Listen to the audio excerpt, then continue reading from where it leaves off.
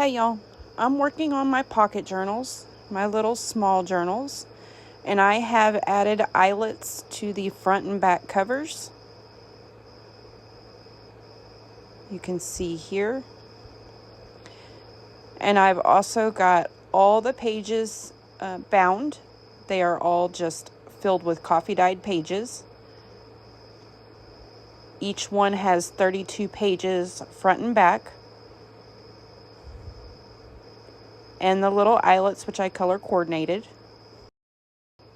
And so then I had to decide on the ties that I was going to use. So I thought I would walk you through where I get my supplies for that and how I choose. Now these I actually purchased at the resale shop years ago.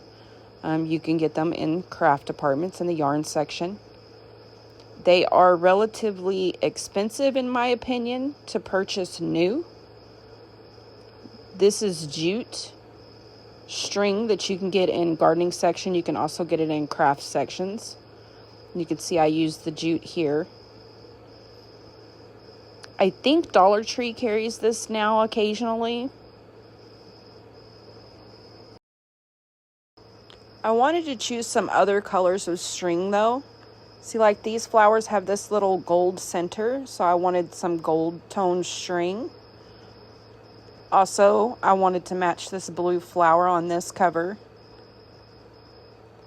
And I wanted to match the text on the front of this cover with this lighter gold. And I'll show you where I get this. Now, this is my cookie jar full of strings and cutoffs. And I occasionally purchase cross-stitch kits from the resale shop for $1 or less, sometimes 25 cents, 50 cents for a cross-stitch kit, and it comes with tons of different colors of thread that you can use. So a little tip for those of us that are crafting on a budget, go find you some cross-stitch kits. Garage sales, resale shops. And usually they're cut short anyway. You usually don't get a lot of thread. They're usually chopped up, which is fine for tying smaller projects together. These are actually really nice size, and I'm going to have to already cut one. I'm going to have to cut these down because they're a little long, which is okay.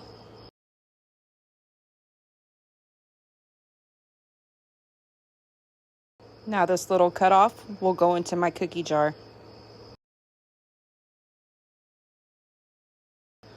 So on these little journals, what I'm doing is I'm folding that string in half, taking the loop, putting it through the eyelet, and then holding that loop open,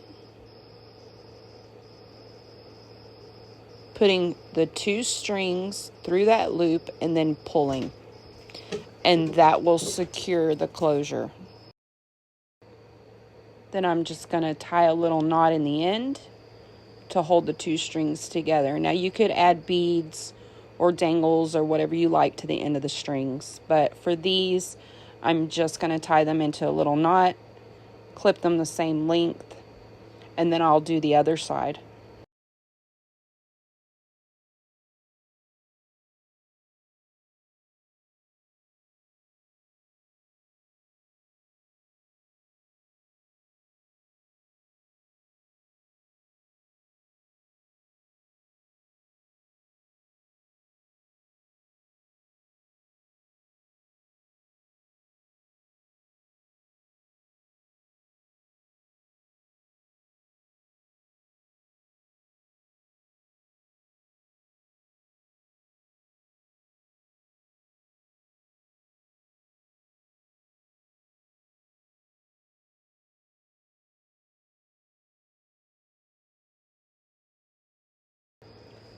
And then once I have the strings in place, I'll just take this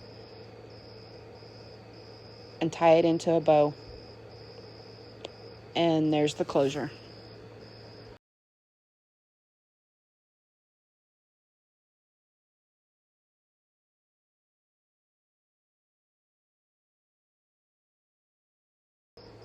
In the next video for these journals, I'll be covering the spines to cover up where I bound the pages and you can see the threads.